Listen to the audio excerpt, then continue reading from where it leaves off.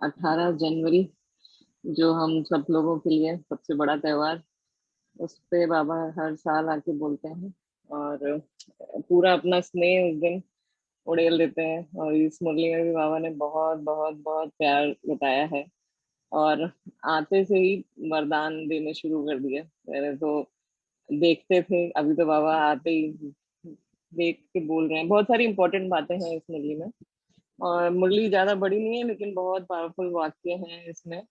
तो इसमें शुरू में बाबा आते ही 18 जनवरी, एक तो बहुत सिग्निफिकेंट डेट, क्योंकि ऐसे 18 जनवरी 1937 को ही बाबा ने जो पहला ट्रस्ट बनाया था इसको, यज्ञ को शुरू करने के लिए।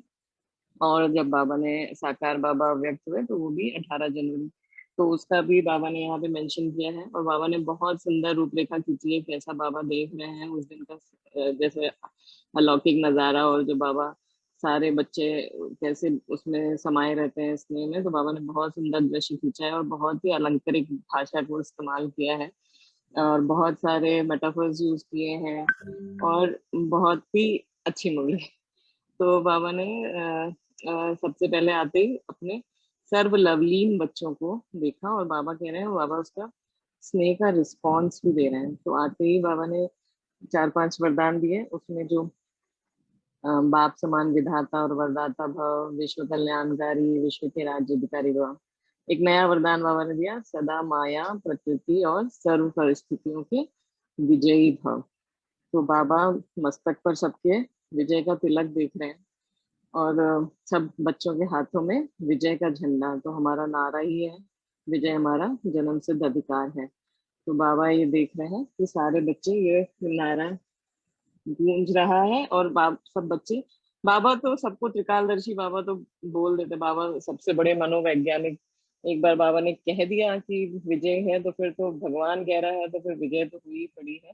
तो सबका मन मान ही लेता है कि विजय तो होनी ही है। तो बाबा ऐसे देख रहे हैं कि नारा गूंज रहा है। तो आज अमृत वेले सर्व बच्चों के स्नेह और आह्वान के मीठे मीठे आलाप सुन रहे थे। तो हमारी पुकार और हमारा स्नेह बाबा को आलाप के जैसे बाबा ने कंपेयर किया। और फिर बाबा सिर्फ सामने बैठे हुए लोगों को नहीं देखते, बाबा तो त्रिकालदर्शी है, बाबा सब बच्चों को याद करते हैं। तो बिछड़ी हुई तड़पती हुई गोपिकाएं जो नहीं आ पाई, जो दूर से हैं, लेकिन वो भी जो नदी के समान सागर में समा रही है। तो हम ज्ञान नदियां कैसे ज्ञान सागर में समा रहे हैं। और जनवरी मास तो सबका एक अलग ही लिफ्ट रहती है बाबा की और अलग ही मदद रहती है। तो सब, जिसका योग नहीं भी लगता है वो भी योगी बनी जाता है जनवरी में। बाप दादा भी बच्चों के स्नेह के स्वरूप में समा गए। तो अभी तो हम बाबा के स्वरूप में समाते हैं, बाबा इसमें इतना हमारे स्नेह के स्वरूप में समा रहे हैं। फिर बाबा ने एक और उसमें अच्छा सा कंपैरिजन दिया, मीठे मीठे मोती हृदय का हार बन बाप दादा के गले में समा गए। बाबा की याद में जो आंसू बहते हैं उनको बाबा मोती कहते हैं। तो मोती के हार बाबा के हृदय का हार बनकर गले में समा रहे हैं। समा रहे मतलब एक्सेप्ट कर रहे हैं बाबा से। और भिन्न भिन्न संकल्प वैरायटी मधुर साजों के रूप में सुनाई दे रहे हैं। साज म्यूजिकल इंस्ट्रूमेंट जब बजता है तो मन को भाता है, अच्छा लगता है। तो बाबा हमारे संकल्प और वैरायटी मधुर साजों के रूप में उनको सुनाई दे रहे हैं। तो अभी चारों ओर बाप दादा को याद की मालाएं अनेक बच्चे डाल रहे हैं। बाबा ने आज के दिन को स्मृति दिवस के साथ साथ समर्थी दिवस भी कहते हैं। तो स्मृति दिवस, स्मृति किसकी, कि हमारे बाबा साकार बाबा पहले अव्यक्त, सबसे पहले फरिश्ता बने, कर्मातीत अवस्था को प्राप्त किया।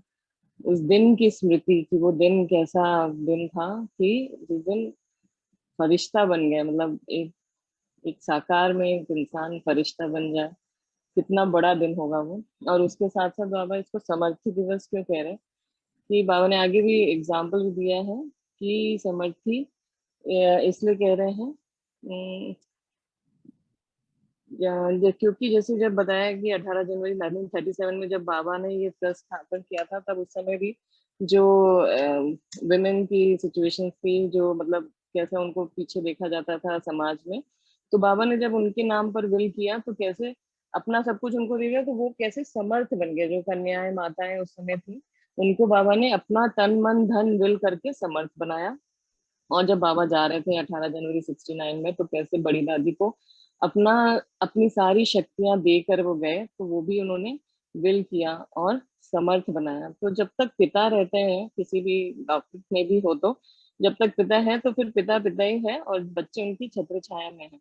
जब पिता नहीं रहते हैं तब कितने वो रिस्पॉन्सिबल हैं, कितनी रिस्पॉन्सिबिलिटी ले रहे हैं, तो वो उनको दिखाने का, उनको समर्थ कितने हैं वो दिखाने का मिलता है मौका। तो बाबा ने 18 जनवरी 69 को अपने को सूक्ष्म वतन निवासी बनाकर बच्चों को निमित्त बनाया। इसके लिए ये समर्थी दिवस है कि 18 जनवरी 37 को भी बाबा ने सबको समर्थ किया था, और 69 में भी आकर फिर बच्चों को समर्थ बनाया कि बाबा है, लेकिन अब ये संस्था बच्चों के साथ चलेगी। तो बाप सर्व बच्चों के स्नेह में आवाज से परे स्वयं में समाने जा रहा है। और बाबा कह रहे थे सबका चारों ओर से सबका फुल फोर्स से उल्हाने और आह्वान। तो उल्हाने क्यों बाबा बोल रहे हो कि सब बच्चे उल्हाने क्या देते हैं? तो जैसे कोई जब नया आता है तो उसको सबसे पहले क्या उल्हाना रहता है कि हमको बाबा पहले क्यों नहीं मिला, ज्ञान पहले क्यों नहीं मिला, या फिर जो उस समय भी रहे होंगे, जाते समय बाबा ने बताया क्यों नहीं, या क्यों चले गए और रहते। तो इस तरह के उल्हाने जो मतलब जो प्यार से ऐसा निकलता है, उद्गार निकलते हैं। तो फुल फोर्स से उल्हाने और आह्वान, जैसे बाबा को सब आह्वान भी कर रहे हैं, तो उनका मन का आवाज आ रहा है और बाबा सबको एक्सेप्ट कर रहे हैं, बाबा सब समा रहे हैं। तो बाबा हमको पूछ रहे हैं आपको सुनाई दे रहा है? नए नए बच्चों को विशेष रूप से बाप दादा, अभी बाबा ने यहाँ पे बहुत इंपॉर्टेंट नए बच्चों के लिए, जो बाबा बाबा हमेशा उमंग उत्साह प्रोत्साहन भरते हैं नए बच्चों के लिए, कि नए नए बच्चे बाबा का याद, बाबा उनको एक्स्ट्रा रिटर्न, याद का रिटर्न दे रहे हैं। क्योंकि जैसे पुराने बच्चों के साथ डबल इंजन की लिफ्ट, क्योंकि बाप और दादा दोनों साकार में थे, तो पुरानों को ज्यादा, जब वो आसपास होते थे बाबा को, तो ज्यादा मेहनत नहीं करनी पड़ती थी, योग अपने आप ही लगता था। लेकिन इसीलिए बाबा को पता है कि जब नए बच्चे आते हैं, बाप साकार बाप दादा सामने नहीं है, तो बाबा की गुप्त मदद रहती है और वो एक लिफ्ट देते हैं गिफ्ट में। तो लेकिन वो लिफ्ट कोई कितना ले पाता है, उस गिफ्ट को कितना एक्सेप्ट कर पाता है, वो अपनी अपनी उसमें ही फिर नंबरवार बन जाते हैं। क्योंकि बाबा के लिए जो अष्ट रतन है या जो लास्ट नंबर का मन का है, बाबा के प्यार में किसी के लिए भी कोई कमी नहीं है, कोई अंतर नहीं है। लेकिन जो नंबरवार बनते हैं वो अपने पुरुषार्थ के अनुसार बनते हैं। तो बाबा इसको कह रहे हैं कि ये साथ और सदा साथ के और सेवा के अनुभव के लिए द्वारा उल्हाने को भी वो उमंग उत्साह में परिवर्तन कर रहे हैं। और बाबा ने यहाँ पे एक अच्छा वर्ड यूज किया है कि बाबा के विशेष सहयोग की नजर नए बच्चों पर है। तो सहयोग की नजर मतलब अगर बाबा स्वयं सर्वशक्तिमान केवल एक नजर भी रखा है कि मेरा बच्चा काम कर रहा है, तो वो जो बाबा का सहयोग मिल रहा है, उस सहयोग से भी बच्चों को लिफ्ट है, गिफ्ट है, और नए बच्चे आगे बढ़ सकते हैं। ऐसा ड्रामा बिल्कुल फेयर है, कहीं पर भी अनफेयर नहीं है कि कोई जो बाद में आया है, लास्ट में आया है, वो आगे नहीं जा सकता, या सिर्फ जो 80 साल 84 साल से है वही आगे जा सकते हैं। बाबा ने ऐसा कभी भी नहीं कहा। ये एक बहुत उमंग दिलाने वाला है कि चाहे जितना भी आप लेट आए हो, पुरुषार्थ भले थोड़ा पास करना पड़े, लेकिन आपके पास चांस है, चांस मिस नहीं हुआ है अभी। फिर बाबा ने याद कर दिया, ये बाद में देखते हैं। इसमें फिर बाबा ने जब दीदी और बच्चों के साथ बातचीत कर रहे हैं, तो बाबा ऐसे बोल रहे हैं, विशेष स्वरूप कौन सा रहा, स्नेह के साथ साथ, स्नेह के स्वरूप के साथ साथ उल्हाने भी दिया। फिर वो लहाने का हम लोगों ने देख लिया, लेकिन बाबा इसमें क्या कह रहे हैं कि बाबा बाप दादा जैसे ज्ञान का सागर है, तो उसकी विशेषता क्या होती है कि जितनी उसमें लहरें आती हैं उतना ही वो सागर शांत होता है, लेकिन दोनों ही एक साथ रखनी है। तो विशेषता बाहर से स्मृति स्वरूप और अंदर से समर्थी स्वरूप, तो इन दोनों का ही बैलेंस रखना है। तो जैसा समय व जैसा दिन वैसा स्वरूप तो होता ही है। तो हमारा समय जिस दिन 18 जनवरी है, तो वो जो स्मृति स्वरूप है वो तो हो ही जाता है। लेकिन बाबा क्या कह रहे हैं, अलौकिकता है कि दोनों का बैलेंस स्पष्ट रूप से दिखाई दे, कि पाठ भी बजा रहे हैं और साथ साथ साक्षीपन भी है। तो अलौकिकता के बाबा ने यहाँ पे ये बताया कि हमारा स्नेह बहुत है बाबा का, जैसे बाबा कैसे साक्षी है, सदा साक्षी है कि बाबा तो स्नेह का सागर है, कभी कमी है ही नहीं। लेकिन बाबा किसी की भी कर्म की गति में इंटरफेयर नहीं करता। तो बाबा क्या कह रहे हैं कि साक्षीपन की स्टेज होने के साथ साथ पाठ भी एक्यूरेट है। मतलब ये नहीं कि बाबा फिर कहीं पे पार्शियल हो जाए कि ये मेरा सिद्धि लदा है, ये मेरा बहुत प्रिय है, दूसरा वाला नहीं है, ऐसा नहीं होता। तो बाबा का पाठ हमेशा एक्यूरेट चलता है। तो इसके लिए बाबा कह रहे हैं कि हम भी अगर साक्षीपन की स्थिति में रहेंगे तो अपना पार्ट एक्यूरेट बजा सकेंगे। तो बाबा ने यहाँ पे विल पावर की एक डेफिनेशन दी कि जिस घड़ी जैसा चाहे जो चाहे वैसा अगर हम स्वरूप धारण कर सकते हैं तो आत्मा के पास विल पावर है। तो इसमें भी मतलब इसमें पावर चाहिए कितनी कि हम जहां चाहे अपने संकल्पों को वैसा मोड़ सकें। तो यहाँ पे फिर से बाबा ने कहा कि प्रेम स्वरूप, और प्रेम स्वरूप तो सब बन सकते हैं, लौकिकता में भी आ सकता है प्रेम स्वरूप, लेकिन उसके साथ जब तक हमने शक्तिशाली स्वरूप नहीं बने तब तक वो अलौकिकता नहीं। तो एक यहाँ पे बाबा की हिस्ट्री में, जब हम यज्ञ की हिस्ट्री में, कि जब पहली बार जो रहे थे 14 साल भट्टी में, फिर वो जो अपने घर पे मिलने के लिए बाबा ने बोला, भेजा था, तो बाबा ने वहां पे बोला था कि जाके तुम्हें अपना शक्ति स्वरूप जरूर दिखाना है। मतलब अगर वहां पे जैसे छोटी छोटी बच्चियां भी थी जो इतने समय बाद भी जाकर मिली, तो उनके पेरेंट्स अगर माताएं देख के रोने भी लगी, लेकिन बाबा ने बिल्कुल सच बोला था कि तुम्हें वहां जाके शिव शक्ति का रूप दिखाना है।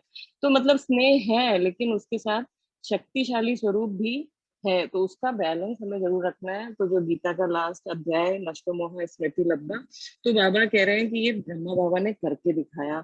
जो ये 18 जनवरी का यही है कि इतना स्नेह था, बिल्कुल अति स्नेह था, लेकिन उतने ही नष्टो मोह थे। तो ये लास्ट पेपर यही यादगार है जो प्रैक्टिकल कर्म करके बाबा ने सबसे पहले दिखाया। तो एक तरफ स्नेह को समाना और दूसरी तरफ हुआ लास्ट का हिसाब किताब सहन शक्ति को से समाप्त करना। तो समाना भी और सहन भी करना, दोनों स्वरूप को कर्म, दोनों का स्वरूप कर्म में देखा। तो जैसे हम आत्मा इतना ज्यादा देह भान में अगर है, तो कैसे भी ये हमारे में अंदर समाया हुआ है कि हाँ देह भान है, स्त्री पुरुष है, या हम देह हैं, तो देह भान जैसे समाया हुआ है। तो जब स्वरूप में लाते हैं तो हम उस समय स्वरूप में तो आ गए, मतलब बाबा की आज्ञा हमें याद है, हम उसके स्वरूप बने हुए हैं, हम उसके स्वरूप में तो आ गए। लेकिन बाबा क्या कह रहे हैं, स्वरूप में लाना सहज है, बाबा इसको भी कह रहे हैं सहज, तो ऐसे तो मुश्किल है ये भी, लेकिन वो भी एक बार हो जाता है। लेकिन अगर हमने उस चीज को एक्सेप्ट कर लिया, हमने उसको अपने अंदर समा लिया कि वो मेरा नेचुरल स्वरूप है, तभी वो कर्मातीत स्थिति आएगी, और जो कि ब्रह्मा बाबा ने करके दिखाया। और इसी में बहुत विल पावर चाहिए। तो हमने सारा पार्ट सामने का देखा है, कर्म भोग को भी समाना और स्नेह को भी समाना, यही विल पावर है। और यही विल पावर अंत में बच्चों को विल की जब दादी को देकर गए, तो ये विल पावर वो देकर गए। तो बाबा ने जो याद प्यार दिया कि सदा एक बाप के लव में लीन रहने वाले, बाप दादा को प्रख्यात करने वाले, सर्व आत्माओं द्वारा जय जयकार की विजय मालाएं धारण करने के निमित्त बने हुए, बाप समान सर्व गुणों को साकार रूप में प्रत्यक्ष करने वाले, सर्व सिद्धियों को सेवा प्रति लगाने वाले, ऐसे विश्व कल्याणकारी बाप दादा के भी दिल तक अधिकारी बच्चों को बाप दादा का याद प्यार और नमस्ते। ओम शांति।